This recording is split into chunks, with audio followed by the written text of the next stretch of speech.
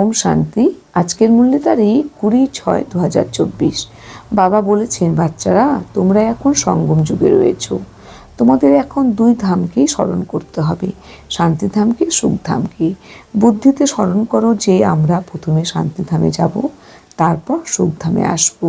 এই ঈশ্বরীয় পঠন পাঠনে মনোনিবেশ করলে বুদ্ধিও বিশাল হবে। এখন আর সময় নষ্ট করা উচিত নয়। নিজের স্বধর্মে নিজের স্বরূপে টিকে বাবাকে স্মরণ করতে হবে। ভারতের মুখ্য শাস্ত্র হলো গীতা। প্রত্যেকটি ধর্মের নিজস্ব একটি শাস্ত্র আছে। যারা ধর্ম স্থাপন করে তাদের সদ্গুরু বলা যাবে না, এই কথাটি বিশাল ভুল। সদ্গুরু তো কেবল একজনই আছেন, বাকি গুরু তো সবাইকে বলা যেতে পারে। বাবা তাই বলেছেন, মিষ্টি বাচ্চারা, এখন আর এক মুঠো চানা অর্থাৎ বিনাশী বস্তুর পিছনে নিজের সময় নষ্ট করো না। এখন বাবার সহযোগী হয়ে বাবার সুনাম বৃদ্ধি করো। বাবা বলছেন যে কোনো বিনাশী বস্তুর পিছনে ছুটে নিজের সময় নষ্ট করে ফেলো না। এখন তোমরা বাবার সহযোগী অর্থাৎ বাবার আজ্ঞাকারী বাচ্চা হয়ে তোমরা বাবার সুনাম বৃদ্ধি করো। প্রশ্ন, এই মার্গে তোমরা এগিয়ে যাচ্ছ তার প্রমাণ কি? উত্তর, যে বাচ্চাদের শান্তিধাম আর সুখধাম সর্বদা স্মরণে থাকে। স্মরণের সময় বুদ্ধি কখনো এদিক ওদিক যায় না, বুদ্ধিতে ব্যর্থ চিন্তন চলে না, বুদ্ধি একাগ্র থাকে, তারা ঝিমায় না, খুশির পারদ সর্বদা তুঙ্গে থাকে। তো এর দ্বারা প্রমাণিত হয় যে তারা এগিয়ে চলেছে। বাবা বলছেন যে বাচ্চারা সবসময় শান্তিধাম আর সুখধামের স্মরণে সর্বদা ব্যস্ত থাকে। তাদের স্মরণের সময় বুদ্ধি এদিক ওদিক কোনো সময় যায় না, তাদের বুদ্ধিতে কোনো রকম কোনো ব্যর্থ চিন্তন চলে না, সবসময় তাদের বুদ্ধি এক রস একাগ্র থাকে, কোনো সময় তারা ঝিমোয় না, তাদের খুশির পর সর্বদা তুঙ্গে থাকে, সবসময় আনন্দ উৎফুল্ল থাকে এবং উৎসাহ দেখা যায়। তো এর দ্বারাই প্রমাণিত হয় তারা যেন এই জ্ঞান মার্গে এগিয়ে চলেছে। मीठे मीठे सिखलाते बच्चों प्रति माता पिता बाप दादा की याद प्यार गुड मॉर्निंग।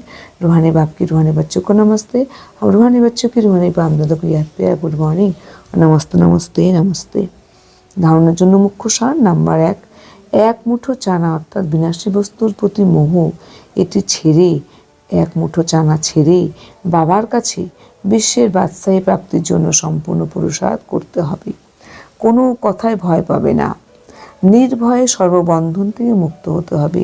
নিজের সময় প্রকৃত অর্থে উপার্জন করে সফল করতে হবে।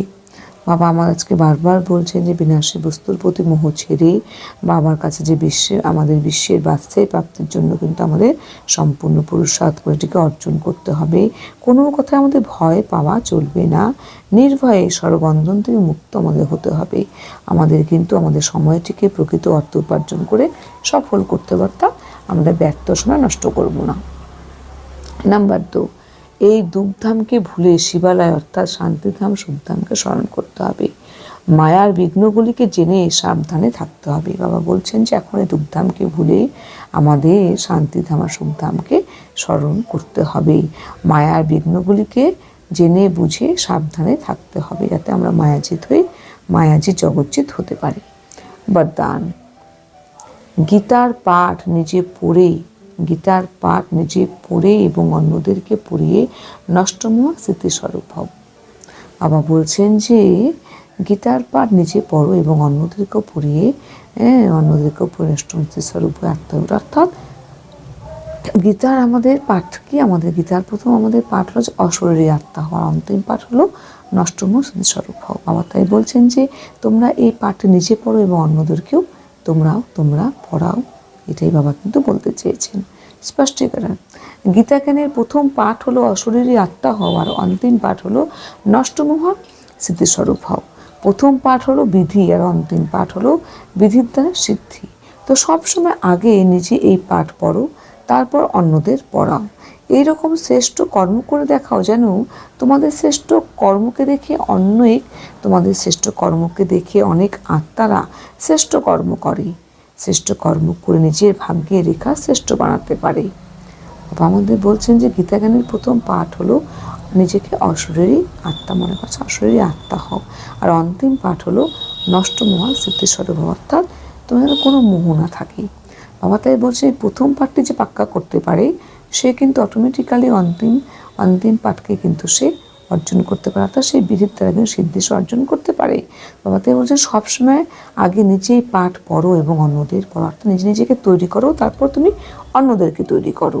তো এইরকম তোমার শ্রেষ্ঠ কর্ম করে দেখাও, যে জ্ঞানের দ্বারা যাতে তোমাদের শ্রেষ্ঠ কর্মকে দেখে অন্য আত্মারাও শ্রেষ্ঠ কর্ম করে নিজের ভাগ্যে লেখা শ্রেষ্ঠ বানাতে পারে।